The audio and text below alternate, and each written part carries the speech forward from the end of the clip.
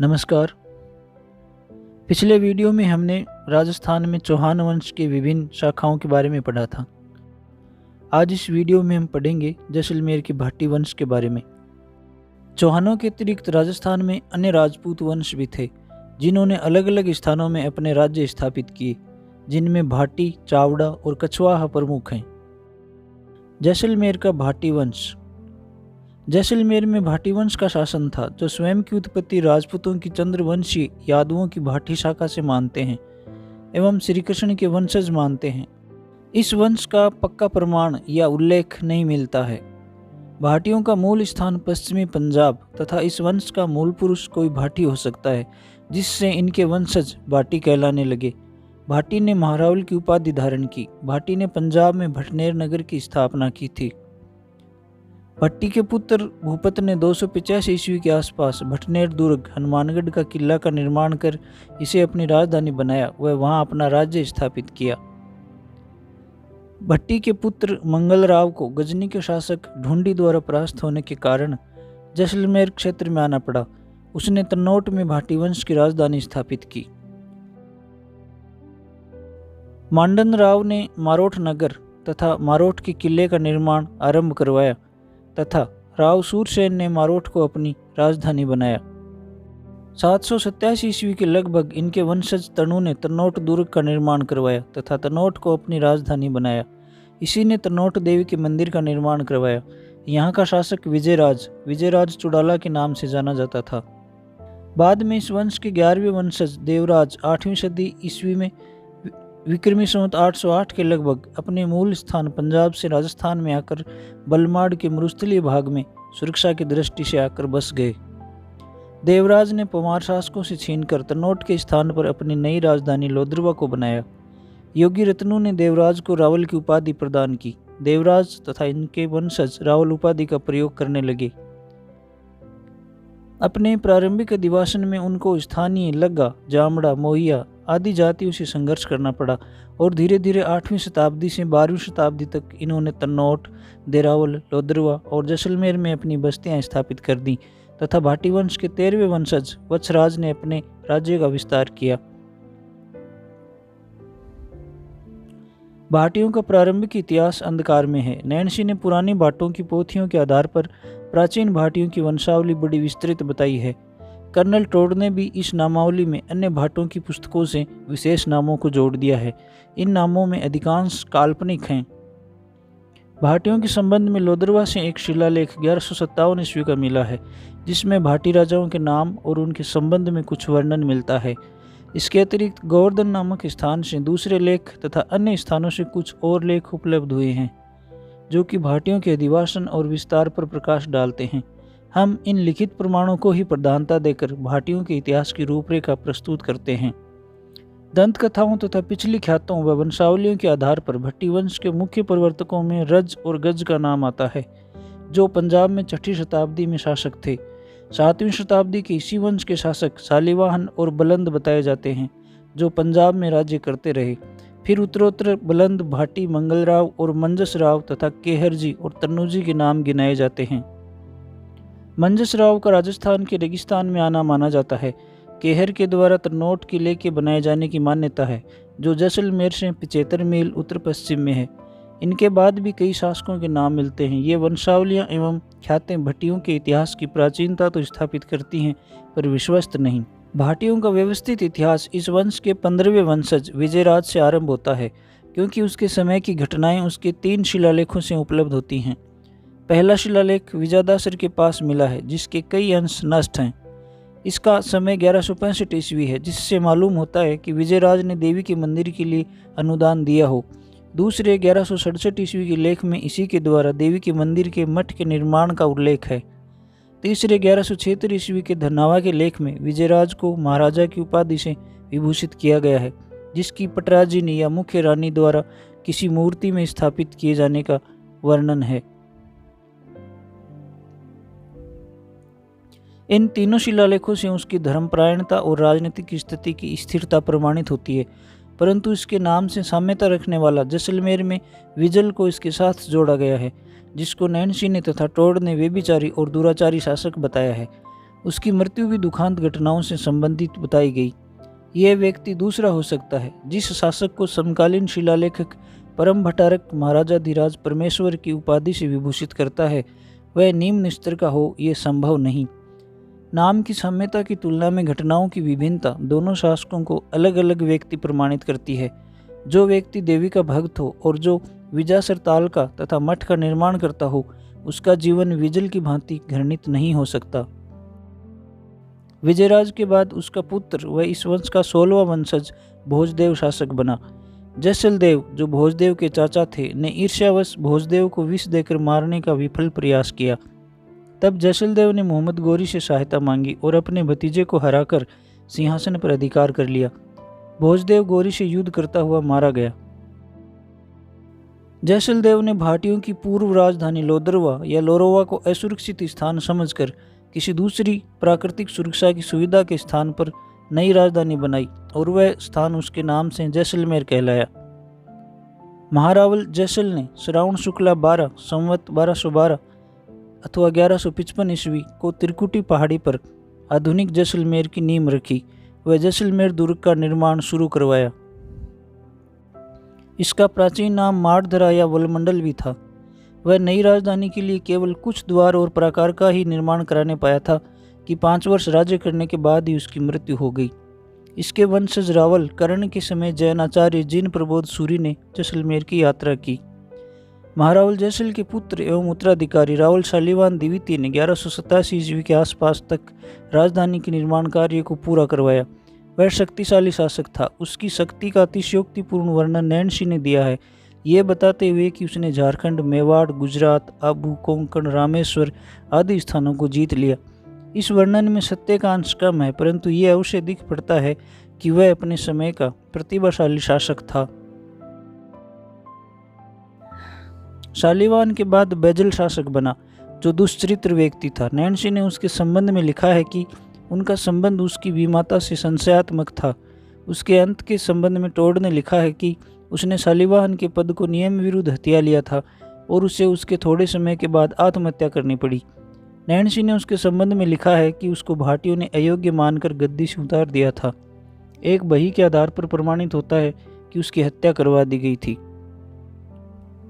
बैजल के बाद केलण गद्दी पर बैठा।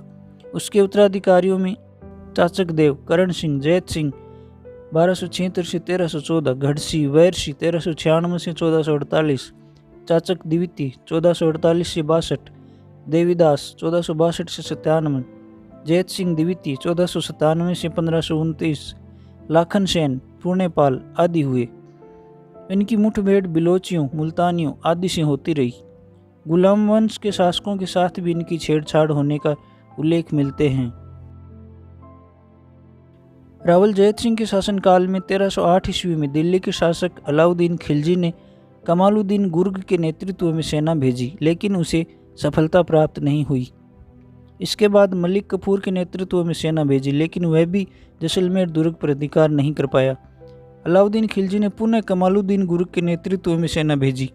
इसी समय रावल जैत सिंह का देहांत हो गया। रावल जैत सिंह के देहांत के बाद इनका पुत्र मूलराज प्रथम शासक बना। इसके समय अलाउद्दीन खिलजी ने एक विशाल सेना के साथ जैसलमेर पर आक्रमण किया।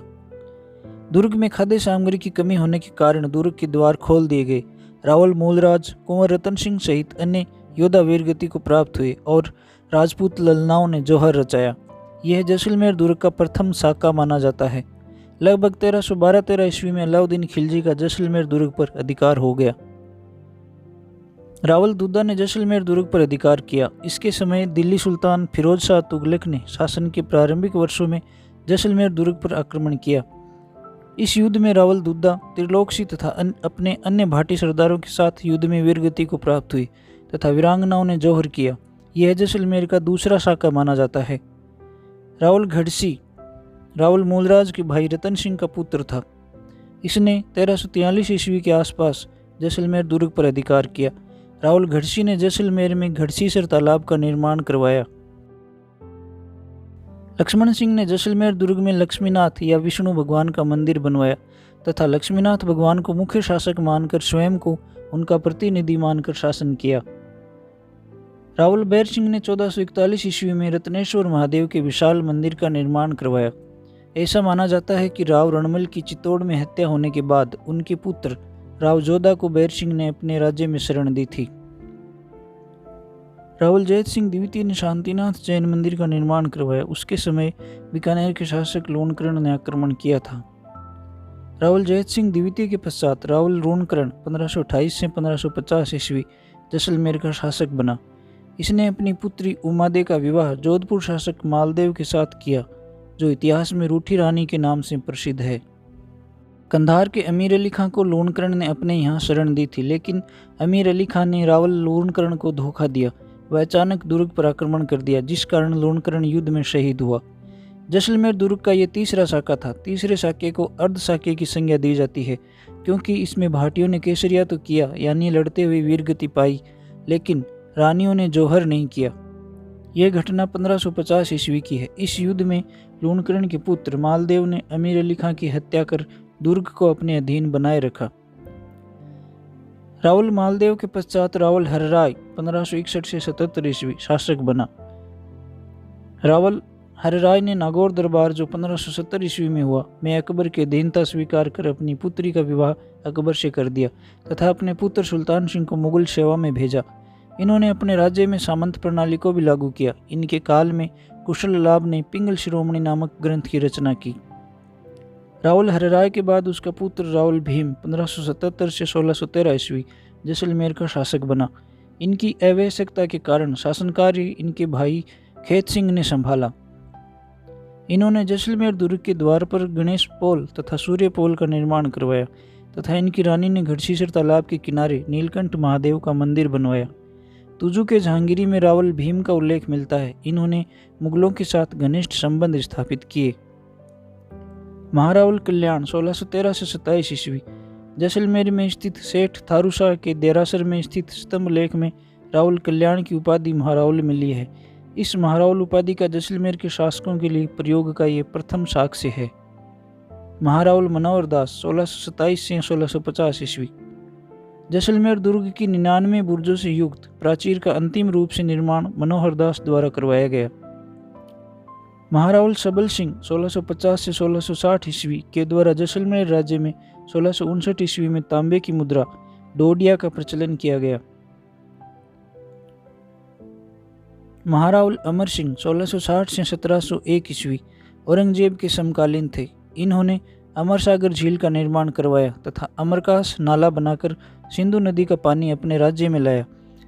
इनके द्वारा राज्य में मुद्रा का टंकन तथा मापतोल के निर्धारण हेतु नियम बनाए गए। इनके बाद महारावल सवाई सिंह शासक बने। महारावल सवाई सिंह के बाद महारावल अखय सिंह 1722 से 1761 ईस्वी जैसलमेर के शासक बने। अखय सिंह ने जैसलमेर दुर्ग में रणछोड़ जी के मंदिर का निर्माण कार्य पूर्ण करवाया। इन्होंने दुर्ग में अखय विलास महल का निर्माण करवाया।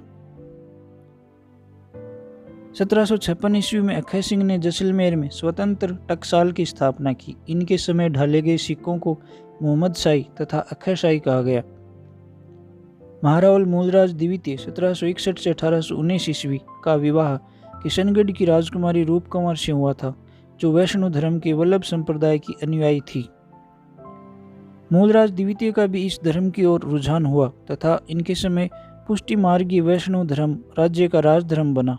1779 ईस्वी में मूलराज द्वितीय ने राजपरिवार सहित नाथद्वारा की यात्रा की। 1818 ईस्वी में मूलराज द्वितीय ने ईस्ट इंडिया कंपनी से संधि कर ली। वह राज्य की सुरक्षा का जिम्मा अंग्रेजों को सौंप दिया। इनके काल में मूल निवास तथा लक्ष्मी कीर्ति संवाद आदि ग्रंथों की रचना की गई। महारावल गज सिंह 1820 से 1846 ईस्वी का राज्याभिषेक 1820 में हुआ। इनके समय सालिम सिंह को दीवान पद पर नियुक्त किया गया। इनके काल में बाणसपीर के युद्ध में जैसलमेर की सेना ने बीकानेर की सेना को पराजित किया। इन्होंने जैसलमेर दुर्ग में गज विलास तथा सर्वोत्तम विलास महलों का निर्माण करवाया। महारावल रणजीत सिंह 1846 से 1864 ईस्वी की अवैसकता के कारण ठाकुर केसरी सिंह को इनका संरक्षक नियुक्त किया गया। 1857 ईस्वी के विद्रोह के समय रणजीत सिंह जैसलमेर के शासक थे। इन्होंने इस विद्रोह में अंग्रेजों का साथ दिया। इनके समय जैसलमेर की पाषाण शिल्प कला को अंतर्राष्ट्रीय स्तर पर पहचान मिली। इनके काल में ही 1857 ईस्वी में जोधपुर से जैसलमेर होते हुए सिंध तक डाक मार्ग की स्थापना हुई। रणजीत सिंह के समय यहाँ के चांदी के सिक्कों पर महारानी विक्टोरिया का नाम अंकित किया गया। इन्होंने विक्रम संवत को राजकीय संवत घोषित किया। इनके समय गोकुलनाथ भट्ट ने रणजीत रत्नमाला ग्रंथ की रचना की। महारावल बेरीशाल 1864 से 1891 ईस्वी के समय सौराष्ट्र के मेहता जगजीवन को दीवान नियुक्त किया गया। जैसलमेर के इतिहास में पहली बार राज्य के बाहर के व्यक्ति को दीवान बनाया गया। इनके साथ अंग्रेजों द्वारा नमक समझौता कर बाप नामक स्थान पर बनने वाले नमक के संबंध में राज्य के अधिकार को सीमित किया गया। महारानी विक्टोरिया के साम्राज्ञी बनने के अवसर पर 1877 ईस्वी में दिल्ली दरबार का आयोजन किया गया। इसी दरबार द्वारा जैसलमेर को शाही ध्वज प्रदान किया गया। बैरीशाल के समय चांदी के नजराना सिक्के ढलवाए गए, जिन पर एक ओर महारानी विक्टोरिया तथा दूसरी ओर महारावल बेरीशाल नाम अंकित करवाया गया। इन्हीं के काल में 1888 ईस्वी में जैसलमेर में प्रथम ब्रिटिश डाक खाना प्रारंभ किया गया। इन्होंने रत्नु शिवदान को कवि राजा की उपाधि प्रदान की। महारावल बेरीशाल की निसंतान मृत्यु होने पर इनके भाई कुशाल सिंह के पुत्र श्याम सिंह को शालीवान द्वितीय के नाम से शासक बनाया गया। 1891 से 1915 ईस्वी हरिविलास शारदा को महारावल का संरक्षक एवं शिक्षक नियुक्त किया गया। इनके समय महकमा खास तथा सेक्रेटेरिएट नामक विभाग बनाए गए। इनके समय जैसलमेर में अखिल भारतीय श्वेतांबर जैन महासभा का आयोजन हुआ। शालीवान द्वितीय की निसंतान मृत्यु होने पर ठाकुर सरदार सिंह के पुत्र जवाहर सिंह 1914 से 49 ईस्वी को शासक बनाया गया। इन्होंने प्रथम विश्व युद्ध में अंग्रेजों की आर्थिक सहायता की। युद्ध समाप्ति पर आभार व्यक्त करने वायसराय लॉर्ड चैम्सफोर्ड स्वयं जैसलमेर आए। जवाहर सिंह ने राज्य में पशुओं की पीठ पर दागने की प्रथा शुरू की। इनके समय वर्ष 1939 में राज्य में प्रथम बिजली घर की स्थापना हुई। इन्होंने राजस्थान के अंतिम दुर्ग मोहनगढ़ का निर्माण करवाया। वर्ष 1933 में जैसलमेर में जवाहर प्रिंटिंग प्रेस की स्थापना की गई। जवाहर सिंह के शासनकाल में वर्ष 1946 में यहाँ के स्वतंत्रता सेनानी सागरमल गोपा को जिंदा जला दिया गया, जिस कारण 4 अप्रैल 1946 को उनकी मृत्यु हो गई। स्वाधीनता प्राप्ति के साथ महारावल गिरधर सिंह 1949-50 के समय 30 मार्च 1949 को जैसलमेर रियासत को वृहद राजस्थान में शामिल कर लिया गया। इस वीडियो में इतना ही। अगले वीडियो में हम पढ़ेंगे राजस्थान के चावड़ा वंशीय राजपूतों के बारे में। नमस्कार।